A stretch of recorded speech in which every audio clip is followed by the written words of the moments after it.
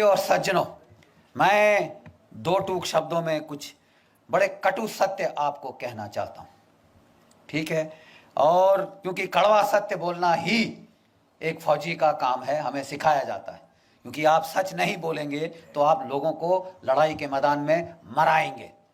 Yes sir, 3 bags full sir, लड़ाई के मैदान में नहीं चलता। मैं कहना यह चाहता हूं, और एक भगवान का लाख शुक्र है पाकिस्तान का, जिसने हमको लड़ना सिखाया, मार लगाता रहा जब तक कि लड़ने को राजी नहीं हुए अपनी जान बचाने के लिए ही।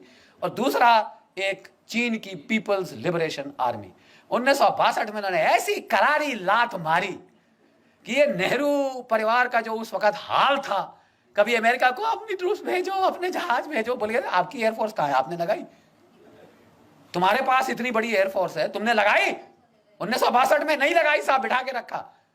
और आप अमेरिकी एयरफोर्स मान रहे हो, रॉयल एयरफोर्स मान रहे हो, मतलब it was Tamasha. Thank God 1964 में वो अल्लाह ताला को प्यारे हो गए, भगवान उनकी आत्मा को शांति दे और हमें बख्शा। और 10 साल में ये देश रीमिलिटराइज हुआ। 65 की लड़ाई में हमने पाकिस्तान के साथ ड्रॉ हुआ, let's not be beat around the bush, ठीक है साहब। और जो हमारा पहला कमांडर इन चीफ था of the British Indian army, वो था जनरल सर रॉय बुचर। उसने कहा मेरा नया बॉस आया है, तो अच्छी नई वर्दी निकाल के, बूट चमका के, टोपी डाल के बेचारा फाइल पकड़ के आया, केन नेल के आया, सैल्यूट किया अपने प्राइम मिनिस्टर को, नौकरी तो बनानी होती है साहब, तो सैल्यूट करके आया साहब। बोले हाँ जी क्या लेके आए जनरल साहब? तो बोले कि साहब ये expansion and modernisation plans of the Indian army. General, I don't need an army, this is a peaceful country, I only need the police, who needs you, get out.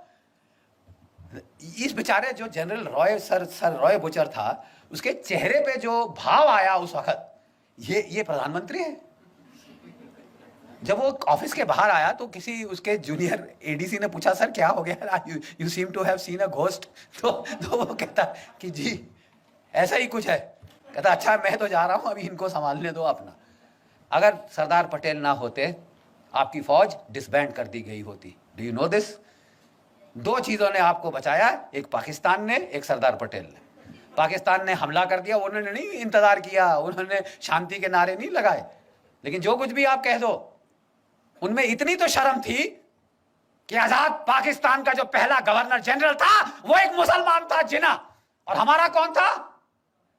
Lord Louis Mountbatten. प्यार था साहब, इश्क इश्क इश्क था। Lady Mountbatten को दूर थोड़ी ना जाने दिया जा सकता है। तो बस आप रहिए साहब। अरे यार हम मर गए, 26,000 हमारे शहीद हो गए इनको निकालने के लिए, और तुम यहां रोक के, वो खानदान को यहां रोक के हमारे ऊपर राज कराने के लिए बिठा रहे हो। और जब पार्टीशन की रॉयट्स हुई तो इन्होंने उसको बोल दिया एक मीटिंग में, you please handle, are you sure you are the prime minister?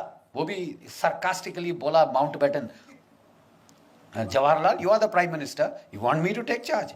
नहीं जी हमारी तो, यार ये तो हाल है। ऐसी आप पे सरकार थोपी गई जो हिंदुस्तान का मिलिट्री पोटेंशियल न्यूटर कर दे। अब बिल्कुल यही हुआ। अगर पाकिस्तान ना होता, इन्होंने हमारी फौज की ऐसी तैसी कर देनी थी, ठीक है साहब। ये गांधीवाद जो था, इसने हमारी फौज का सफाया कर देना था। और पाकिस्तान के टैंक वाकई 1965 में दिल्ली में आके नमाज पढ़ते। ये इस किस्म की ट्रेचरी हमारे साथ हुई।